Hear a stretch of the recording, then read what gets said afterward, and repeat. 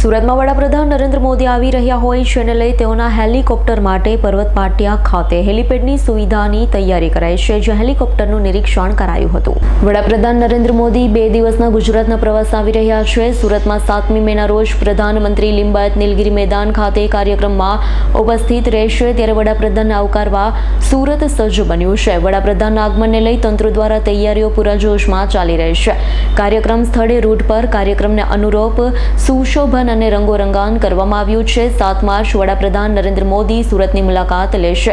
8 માર્ચે તેઓ નવસારીમાં કાર્યક્રમમાં હાજરી આપશે। સુરતમાં લિંબાયત નીલગિરી ગ્રાઉન્ડ ખાતે તેઓ લાખો લોકોના સંબોધન માટે હાજર રહેશે।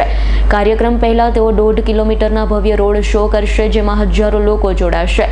સુરક્ષા વ્યવસ્થાની જાણકારી મેળવવા માટે ડીજીપી વિકાસ સહાય સુરત પહોંચ્યા હતા। તેઓએ કાર્યક્રમ સ્થળ, સ્ટેજ અને હેલિપેડની સુરક્ષા વ્યવસ્થા અંગે સમીક્ષા કરી હતી। સુરતમાં વડાપ્રધાન માટે પર્વત પાટિયા ખાતે હેલિપેડ પણ બનાવાયું છે।